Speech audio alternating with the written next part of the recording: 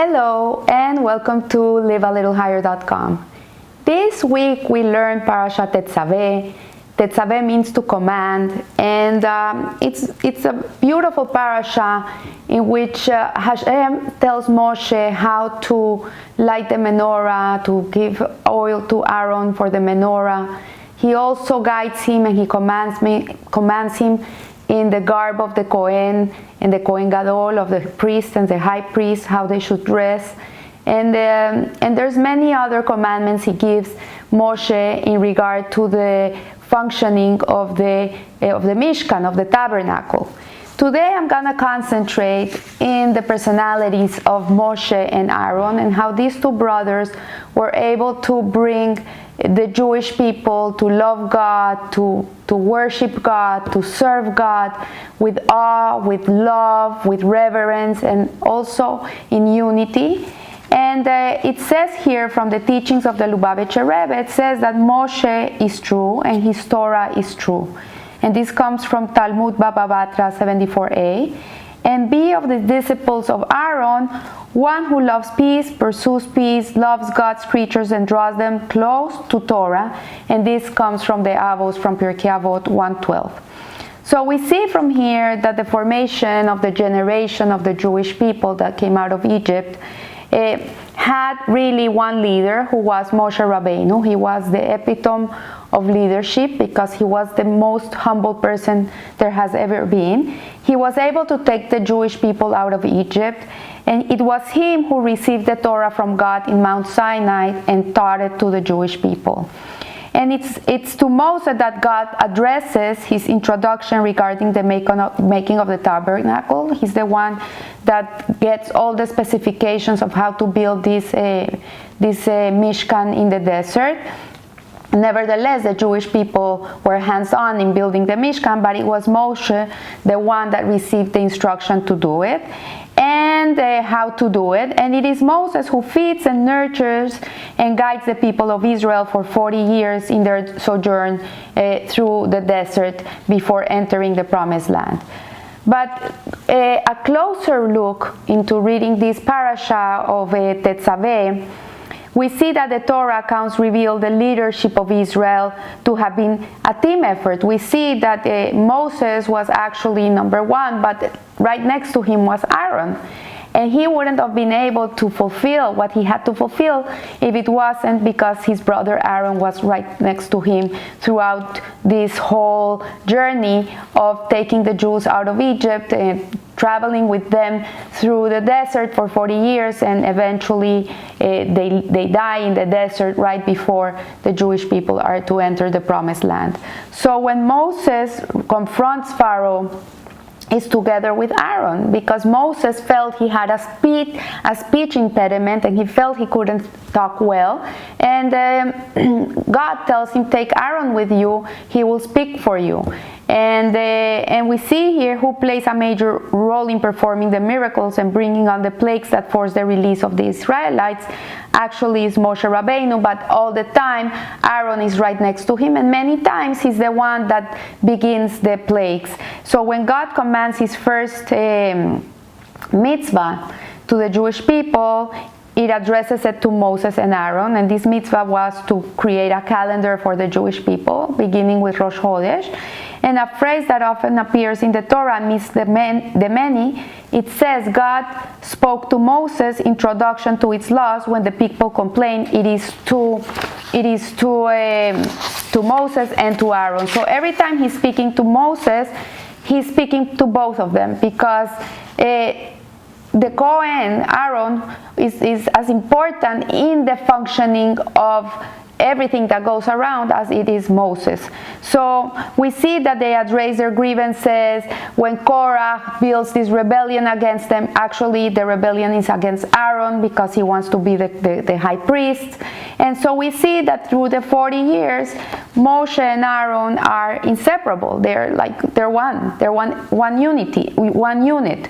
So what is striking about Moses and Aaron's relationship is that Aaron does not fit the familiar molds of the right hand of a leader, or the second in command, because he's not a clear-cut division of Moses. He's a complete different entity than Moses. His relationship with the Jewish people is a complete different relationship than the one that Moshe has with the Jewish people. They're two complete different ways of relating to the people, and also in the way that the people related to them was the way they related to God. So we see from here that they are not actually, one is an extension of the other, but they are two people that are working for one purpose, and they complement each other. And we see this, I'm gonna get out a little bit into a different subject, but Shalom Bayit, marriage, is about that. It's not about one couple being the same and thinking the same, eating the same, doing everything the same. It's about two individuals that are working for one common purpose, and each one of them complements the other. So this is what Aaron was. He complemented Moshe with what he lacked, and Moshe complemented Aaron with what he lacks. So indeed, there is a midrash that reveals that original Moses was destined to be the Kohen Gadol, and Aaron was destined to be the Levite. And God reversed the roles when Moses refused his commission at the burning bush. So when Moses encountered the burning bush and God was giving him this humongous task of leading the Jewish people out of Egypt, and he didn't want it, he said to God, I'm not fit for it, I don't think I can do it.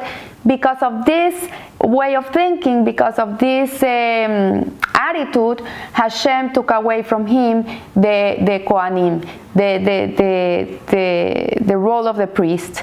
So according to this, the brothers' roles are not only interdependent, but they're also interchangeable. So from here we learn also that nobody is so needed. Like, everybody has something special to give to the world, and everybody's special and important, but God forbid a person goes away from this world, there's someone else that will take that place, that will be able to fulfill that role. So we're interchangeable too. People are not the ultimate in the world. We are all important for what we have to give and what we have to do, but we have to always keep in mind that our roles can be interchangeable too. So the construction of the tabernacle and the service in its case in point, in the parasha of Tetzaveh, we read how God assigns to Aaron and his sons the responsibility of conducting the service in the Mishkan. They are to represent the people in the endeavor to approach and interact with God by offering sacrifices to Him and performing the other services of the sanctuary. So they were the ones that really run the show. If you look at the way the Mishkan was run, everything was done by them. The lighting of the menorah, the sacrifices in the Mizbeach, the going into the Holy of Holies on Yom Kippur. Everything was the incense, the burning of the incense, the shulchan, and the showbread that they ate on Shabbat. Everything was done by the Kohen. But nevertheless, everything was commanded to Moshe. So we see here that the tabernacle as Aaron's domain, yet as mentioned above, it is Moses who must construct the tabernacle. And it is Moses who must initiate Aaron in the priesthood. So it's through Moses that Aaron's role can be revealed. And we see from here how important it is that there's always one that initiates and then there's someone else that follows. So we see here that the opening verse of Tetzaveh offers a striking example of the interwovenness between Moses and Aaron and their roles. And it says, "You," says God to Moses, and he doesn't mention Moses' name. It's interesting because this parasha of Tetzaveh, the name of Moses is not mentioned ever in the Torah portion. It's alluded to, but it's not mentioned. And it's because when Moses saw the Jewish people sinning with the golden calf, and God wanted to erase the people. He said, these are very hard-minded people, like let's just erase them and we'll create a new people with a new book. Moses said to Hashem, if you're gonna take away these people, then you might as well erase me from the book too. I don't want to be a part of it. So because he said this in this parasha, and actually this week, the 7th of Adar, is Moshe Rabbeinu's Yahrzeit, his anniversary of his passing. This parasha in particular, the name of Moshe is not mentioned. So every time that it says you, it's meaning, Hashem is meaning Moshe, but he never mentions the name. So it says, you shall command the children of Israel that they bring you to pure olive oil crushed for the light to raise the ever-burning lamp. And this is a very important message that God conveys to the Jewish people, that we should always have with us oil. We should always have pure oil, and the pure oil really represents the essence of a Jew, which is really the essence of God, and that it should always be burning. So when it says that Aaron and his sons entrusted with the task of lighting the menorah, yet the oil for the lighting must be brought to Moses. So we see that they're the ones that light it, but the oil has to be given to Moses. Indeed, in these two verses lies the key to understanding the partnership of Moses and Aaron in the leadership of Israel.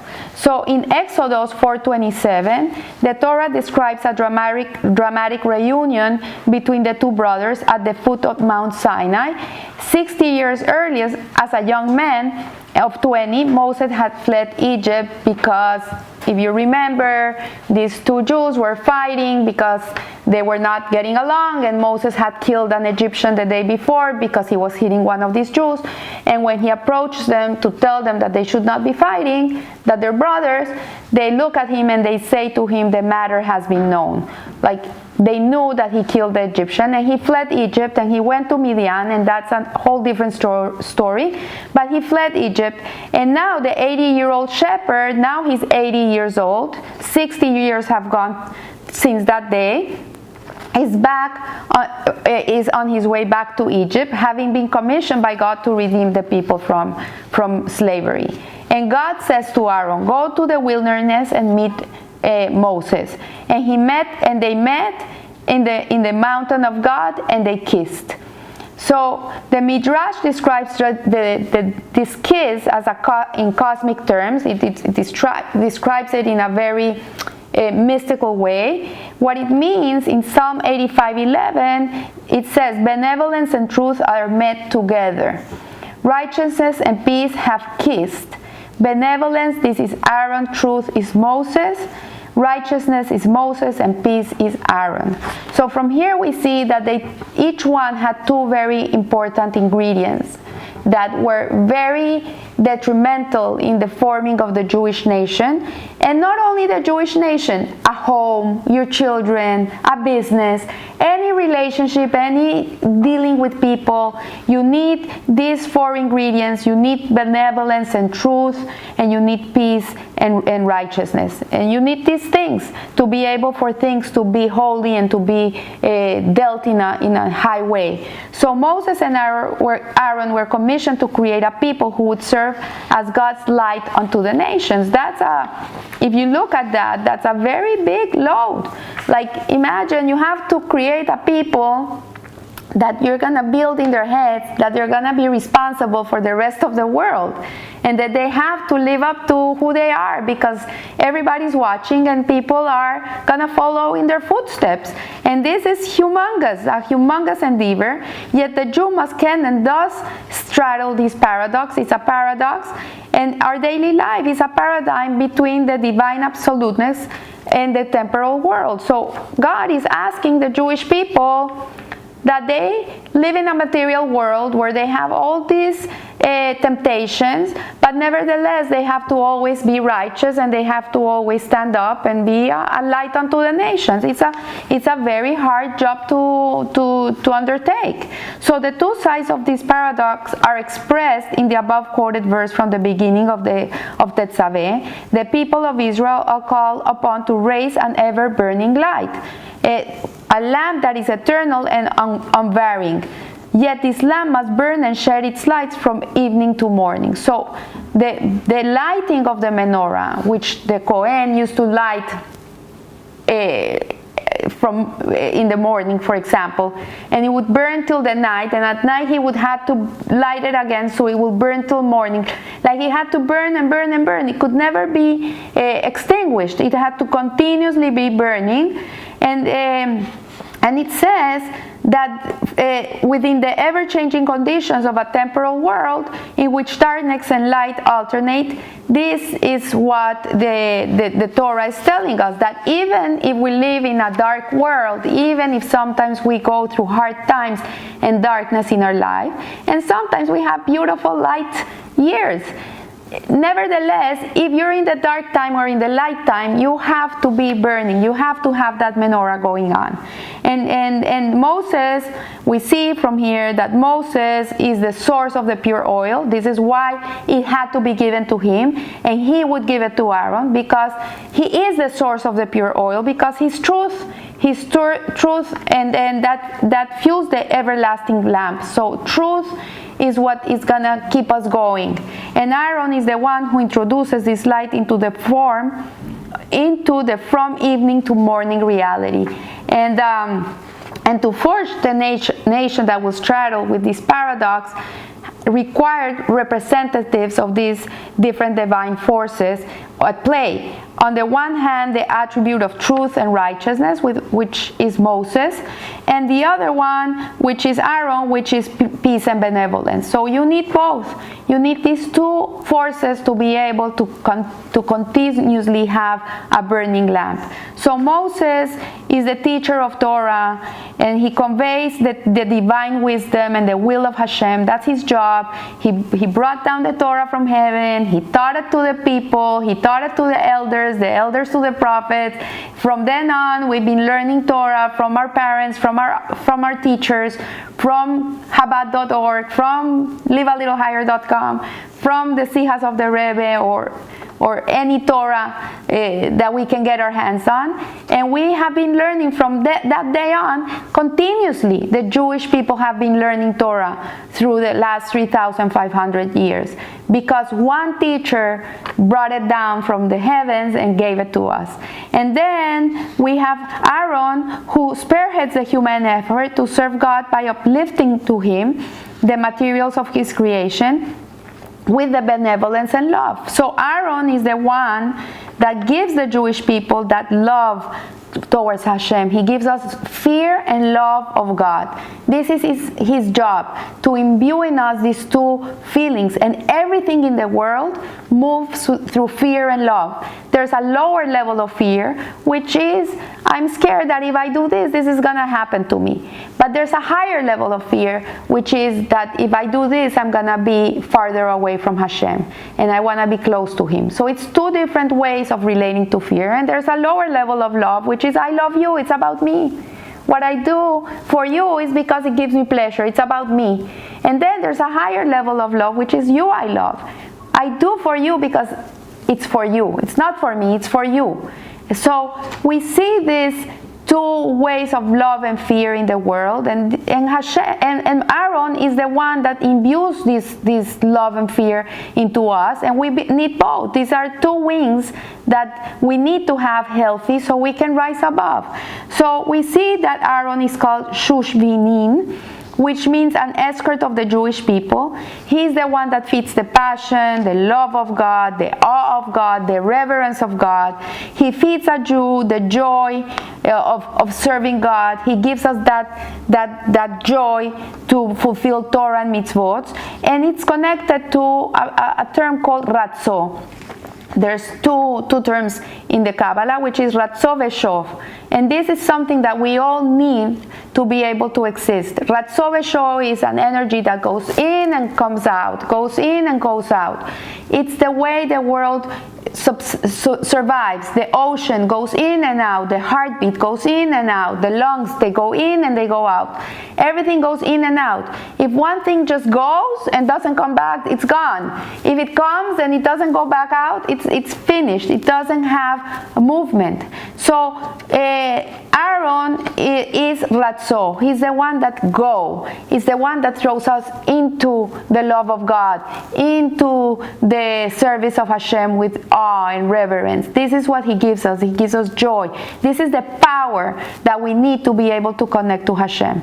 If a person doesn't have awe and love of Hashem and passion and joy, he's not going to serve God. It's like a relationship. You know, the boy likes this girl. He wants to go out with her. So he first sends her a nice card with some flowers. Then he takes her out to a nice restaurant. Then he buys her a nice bracelet. Then he takes her out for a walk. Then he does things for her to make her fall in love with him. But then comes Moshe. And Moshe is the shov. It's the return. It's the one that gives us the truth of the learning the Torah, the truth and the righteousness. And he is the one that completes the unity between God and the Jewish people. So when we're able to come back, to go beshov, to return to our essence, to who we really are, which is a pinkele mamesh piece of the true essence of God that we have inside of us, so then we are able to come to a point where we can nullify ourselves and really be connected to Hashem. But to be able to survive this, we need to go back into the Ratzo. We need to go out. So we have to go in and feel that nirvana moment in which we feel such a connection with God that we almost feel that we don't exist, that we're just one with Him. And then we have to come back and serve God with love and with joy and with passion and with awe and with reverence and with everything we got. So we see from here that these are the stages that we need to keep that lamp going, that we need always to redirect our meaning and purpose in life into understanding why we're here, what's our true purpose, which is to be a light, an ongoing light, not only for the Jewish people but for everybody, that when they see a Jew, they see Hashem within him, and that people want to connect to that. People want to be righteous, and people want to be people that live with love and with benevolence and with righteousness and with all these attributes inside of them. So I leave you here. I wish you a blessed week, and remember, live a little higher. Thank you.